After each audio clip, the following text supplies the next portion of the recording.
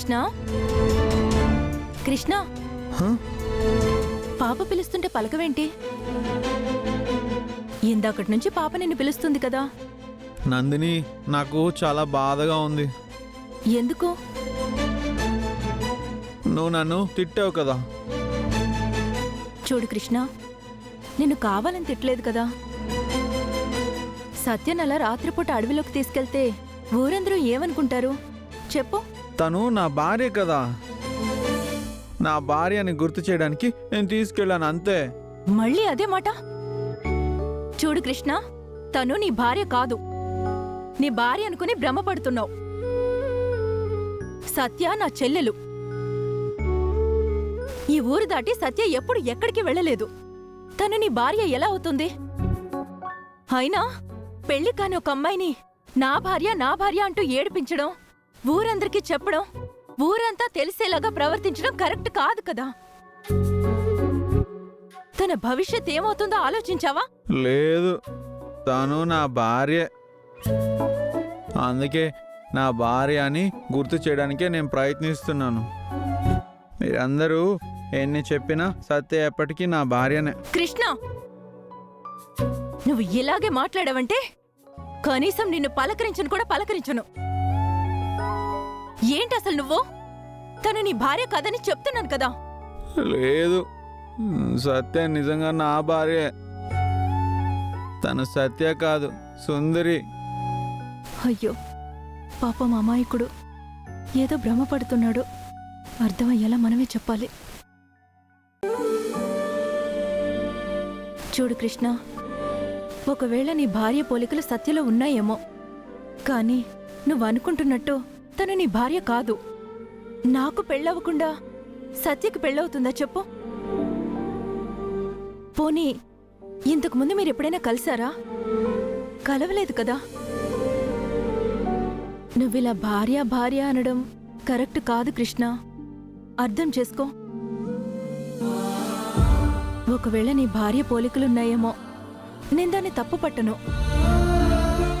వాస్తవం ఏంటో ఒకసారి అర్థం చేసుకో.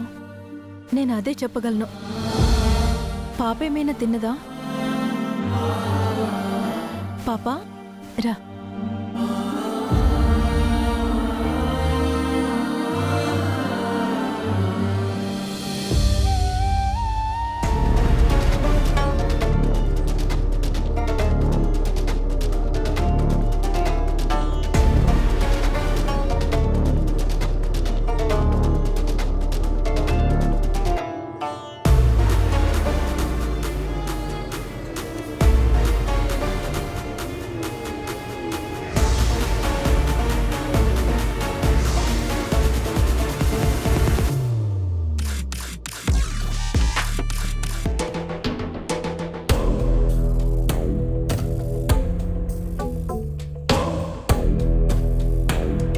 ఇప్పుడు అర్థమైంది కదా చీర ఎలా కట్టుకోవాలో.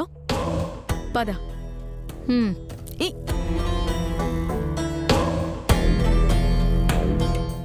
చూడు సత్య, త్రిపుర నీలాగా రఫ్ అండ్ టఫ్గా మాట్లాడదు. ఎవరితోనైనా గౌరవంగా చాలా పద్ధతిగా మాట్లాడుతుంది. నువ్వు కూడా దూకుడుగా మాట్లాడకుండా చాలా నెమ్మదిగా పద్ధతిగా మాట్లాడడం అలవాటు చేసుకోవాలి. అలా మాట్లాడడం నాకు కష్టమే, కానీ అవసరం నాది కదా. ప్రయత్నం చేస్తా. ప్రయత్నం చేయడం కాదు, ముందు నువ్వు నీ భాష నీ తీరు మార్చుకోవాలి. సత్య,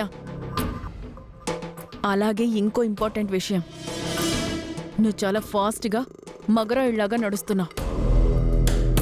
అలా కాదు, పద్ధతిగా అడుగులో అడుగు వేసుకుంటూ జాగ్రత్తగా నడవాలి. త్రిపుర అలాగే నడుస్తుంది. సరే, అలాగే నడుస్తా. అసలు త్రిపుర ఇంటికి ఎవరు కొత్త వాళ్ళొచ్చినా వాళ్ళని చక్కగా పలకరించి మొదట కాఫీ ఇస్తుంది. అంతే కదా, నేను చక్కగా పలకరించి కాఫీ ఇస్తా.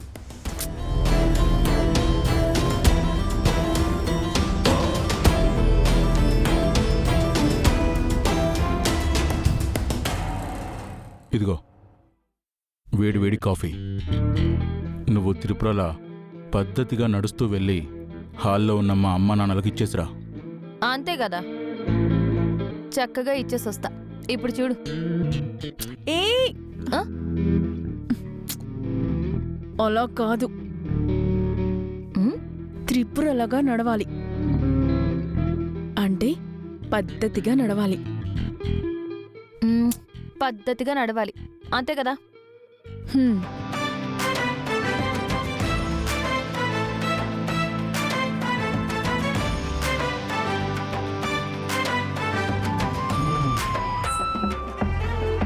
పదఫణి.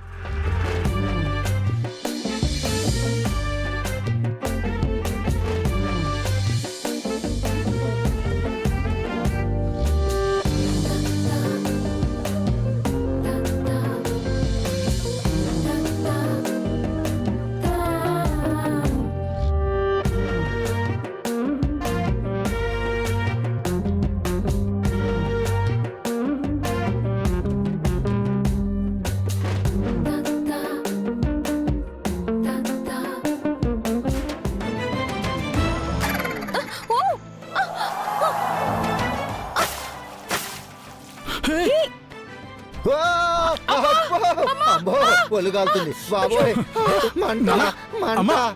ఒరే ఉఫ్ఫు ఉఫ్ఫు ఉఫ్ఫు. అమ్మా నాన్న, నాన్న, అబ్బో ఒరే ఒళ్ళంతా కాల్చినట్టుందిరా.